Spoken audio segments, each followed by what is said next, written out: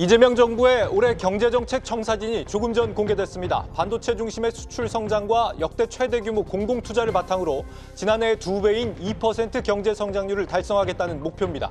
특히 지난해 9% 넘게 급감했던 건설 투자가 반도체 공장 건설과 SOC 예산 확대에 힘입어 올해는 크게 개선될 것이란 전망이 나왔습니다.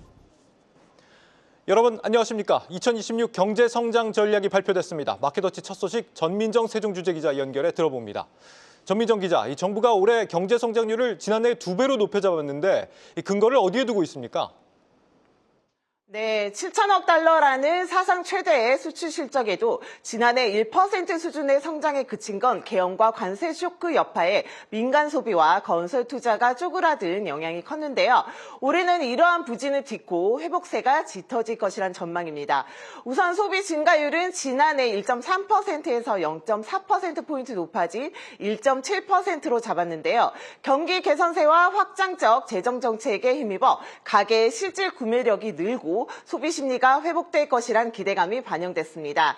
설비 투자도 지난해와 같은 2.1% 증가세를 유지할 것으로 예상되는데요.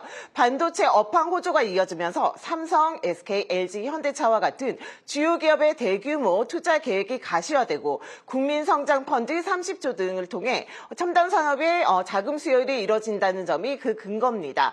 무엇보다 정부는 건설 투자의 반등이 올해 성장률을 끌어올리는데 가장 크게 기여할 것이라고 봤는데요. 선행지표인 건설 수주가 지난해 3분기 30% 가까이 급증한 점이 청신호로 작용하고 있고요. 반도체 호조로 공장 건설이 늘고 SOC 예산이 확대되면서 GTX 등 대형 사업 공사가 속도를 낼 것이란 기대입니다.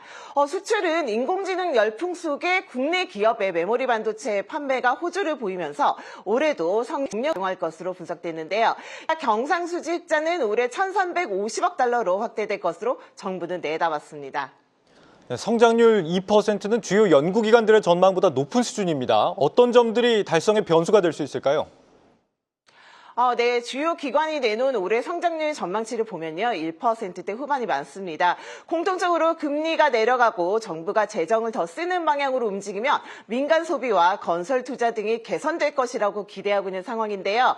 여기에 정부는 반도체가 이끄는 수출이 성장 회복세에 더 큰 역할을 할 것이라고 판단하고 있습니다.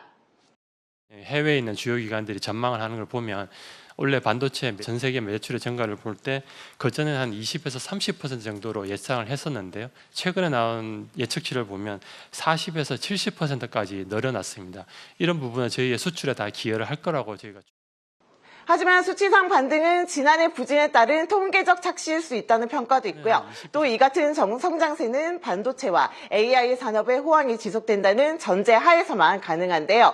미국의 관세 인상 영향이 본격화되고 미중 갈등에 따른 공급망 불안이 커지면 반도체에 기댄 수출과 투자가 위축될 수도 있습니다. 아울러 1,400원대 고환율과 여전히 불안정한 부동산 시장 등은 올해 우리나라 경제를 흔들 수 있는 변수가 될 것이라 우려도 적지 않은 상황입니다. 지금까지 세종 스튜디오에서 한국경제TV 전민정입니다.